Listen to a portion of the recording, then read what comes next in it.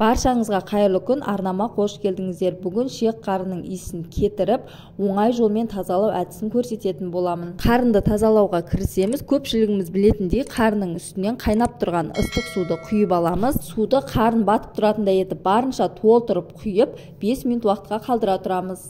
Қайнап тұрған ыстық суда қарынның қабыршығы тез жібіп, өздігінен осылай қолымызбен тартқан кезде түсе бастайды. Қолымызбен алсақ та немесе пышақтың көмегімен қырып алатын болсақ та, қабығы өте оңай әрі жеңіл осылайынан алына береді. Жалпы қарын тазалауды көп қыз-келіншектер білгенімен, әркім әртүрлі әдіспен тазалайды. Біреулер ыстық суда емес, жай салқын суға салып қойып, үстінен тұз сеуіп жіберіп, бір тәулік уақытқа қалдырып, ертесі күні тазалап жатады. Бірақ мен састы бір тәулік бойы ұстап отырғаннан көрі ыстық судың көмегімен тазалап тастаған дұрыс деп ойлаймын. Тіпті қарынның үстінен кола құйып, коламен тазалайтындар да немесе қарынды әкке салып қойып тазалайтындар да бар. Қарынды әкке салып қойып тазалаған әдіс ол өте зиян әдіс деп ойлаймын.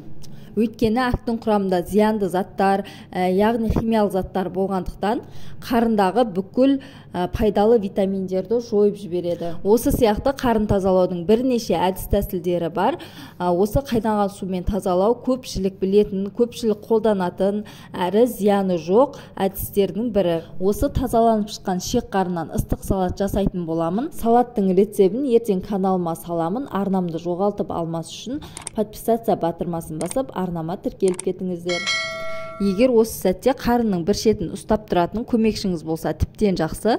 Егер сіз жер үйде тұратын болсаңыз, қарынды сыртқа шығып тазалаған өте ыңғайлы.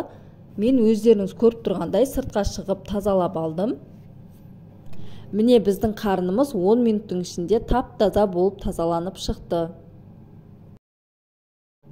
Келесі кезекте 40 қабатты тазалаймыз. Қарынның бұл бөлігін тазалау кішкене уақыт алады. Өзінің атауы айтып тұрғандай 40 қабаттан тұрады. Әр қабатын асықпай мұқият тазалап шығамыз. Бұл жерде ескеретін жағдай қарнымызды жылдам-жылдам қыру керек болады. Егер суып қалған суда қарын ұзақ уақыт тұрып қалатын болса, қарнымыз қайтадан қатайып қалып, қабығы дұрыс ашылмай қалады. Осылайша үлкен қарын, кіші қарын және 40 қабат қарынды сырттан тазалап ішке алып кірдім. Енді иісін кетіру мақсатында үстінен су құйып және тұз салып 5-10 минут уақытқа қалдыра тұрамыз. Ішектерді барлығыңыз білетіндей таяқтың көмегімен ішін сыртына қаратып, аударып алдым. Енді үстінен тұз сеуіп араластырып 10 минут уақытқа қоя тұрдым. 10 минуттан кейін ішекті де қарындарымыздың да суын төгіп, жаңа су ауыстырып, үстінен лимонды ортасынан бөліп, ішекпен қарынға иісін кетіру мақсатында лимонның суын сығып шықтым. Енді лимонның суында 20 минут жарты сағат көлемінде қоя тұрамын. Әрине, ішек қарындарымыздың иісін толықтай кетіру мүмкін емес. Қарынның өзіне тән иісі болады. Иісін толықтай кетірмесе де, ішек қарынның қатты шығып тұрған иісін басу мақсатында осы әдісті жасасақ болады. Енді жарты сағаттан соң ішек қарынның суын төгіп тастадым. Енді ішектеріміз піскенде немесе тураған кезде жинақы болып тұру үшін қолымның көмегімен осылайша өріп шықтым. Сол кезде пісіп шыққан ішектерімізді турағанға өте ыңғайлы болады. Жалпы ішек қарыннан бірнеше тағам түрлерін жасауға болады.